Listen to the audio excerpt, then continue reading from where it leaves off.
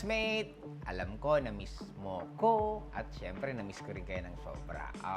Medyo pasensya na po at hindi ako nakagawa ng vlogs kasi ang dami-dami ko po talagang mga errands na kailangan tapusin. And ngayon medyo lumuwag-log na po ulit yung oras natin. And right now, kararating lang po namin dito sa Metro Manila and I'm very excited kasi this is the first time na pupunta kami sa Sunday sa Korea.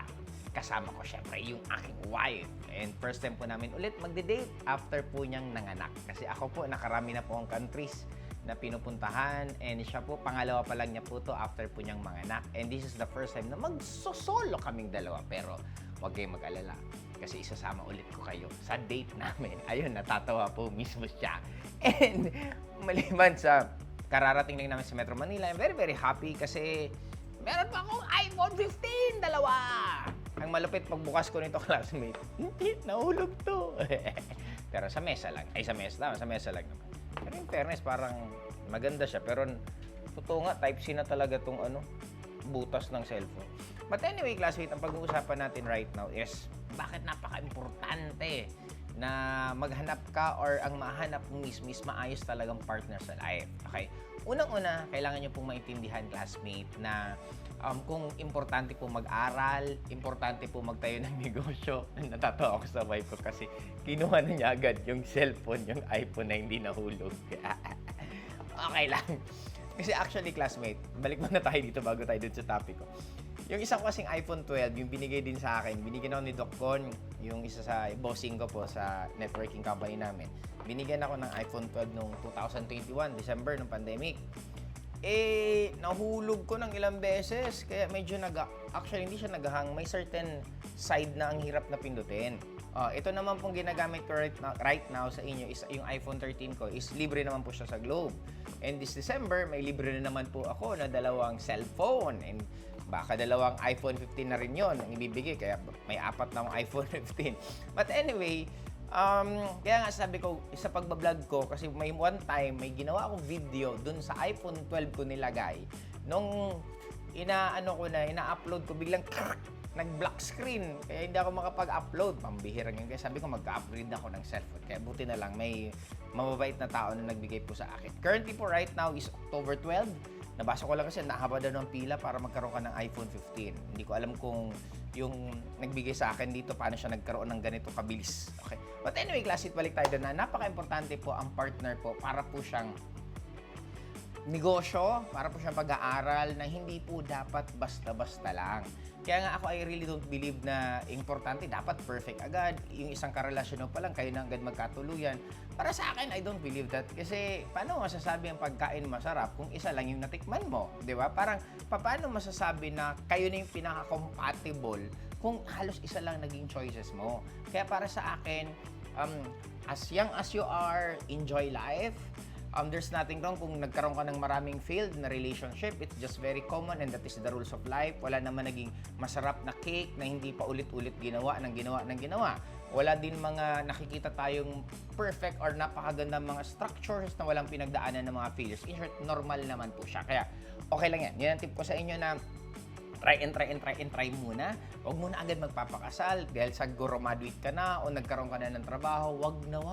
Sa mga babae din naman po, huwag kayo basta-basta magpapabuntis kasi ang daming opportunity ang mamimiss nyo once na nagkaroon po kayo ng anak. Honestly, being ako, 36 years old na po ako, nagkaroon ako ng baby and doon ko na-realize na hindi talaga ganun kadali. Sabi nga nila, pag ikaw daw yung parents na nahihirapan ka mag-alaga ng bata, you're doing great. Pag ikaw daw yung parents na parang andali-dali lang sa'yo ang pag-aalaga or magkaroon ng anak, ibig sabihin medyo hindi ka good parent. Yun ang sinasabi nila. Kasi even kami, ako po, dalawa pong yaya ng anak ko, but still, nag-hands-on pa rin kami. Pareho kami, pero mas hands-on sa akin, syempre yung wife ko. Ako din nag-hands-on din naman. Pero ramdam ko talaga na hindi po siya ganun kadali. Kaya para sa akin, huwag muna magkakaroon ng baby. Okay? In short, bakit importante na mapili mo talaga ng napakaayos yung karelasyon mo? Kasi unang-una, makakasama po yan ng habang buhay. In short, paano kung hindi mo yung kasundo? Paano kung hindi ka niyan sinusuportahan? Napakalaki po na magiging factor sa karir mo, ang partner mo, kasi lagi mo yan kasama, di ba?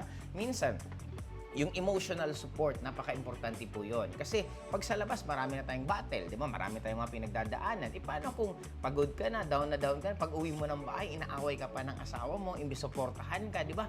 Lalong nakaka-down, kaya napaka-importante po yung emotional support mismo ng asawa mo sa'yo. And second, para sa akin, katulad sa amin ng wife ko ni Tin, ang good thing kasi sa amin, yung mga hindi ko strength, yun naman po yung strength niya. Kaya katulad sa amin sa pamamasyal, ako hindi po talaga ako mahilig magbabrowse kung saan pupunta, saan ganito. I'd rather, hindi na lang ako lalabas. Bahay na lang ako, maglalaro ng games or magko-computer na lang ako or magtatrabaho na lang ako. But since siya talagang mahilig siya sa ganun, nakakatulong siya sa network side ko na syempre, hindi naman lahat katulad ng personality ko na okay lang maglaro ng games. May mga ibang mahilig din mamasyal. Kaya katulad ako, pag nagbibigay ako ng treat or mga travel sa mga leaders ko, sa mga downlines ko, actually siya mismo yung gumagawa ng itinerary, siya yung naghahanap ng hotel, siya yung mismo nagbubook ng mga flights. Ganun po ginagawa niya. Kaya ang isa pang na-appreciate ko ng sobra, pag ako mismo mag-out of town or out of country, siya na po naglalagay lahat ng isusuot ko.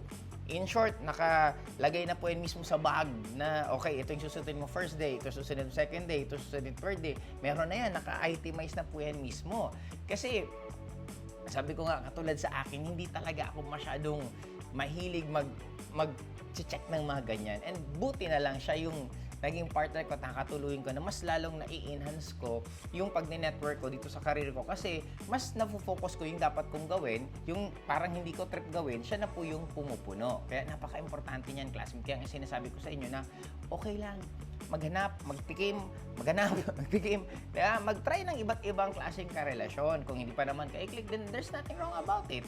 As long as na hindi pa naman nga kayo kasal. Kaya nga, sabi ko nga, how I wish na isa yan sana sa ma-improve na, di ba, ang sarap siguro kung ang kasal merong renewal. Di ba? Para at least pag hindi na kayo click, after a year, ayaw nyo na sa isa't isa, o di void na yung marriage nyo, di pwede na kayo ulit maghanap. Kasi, what if nakachamba ka, di ba, lalo sa atin being Catholic country na hindi natin pinopromote yung live-in.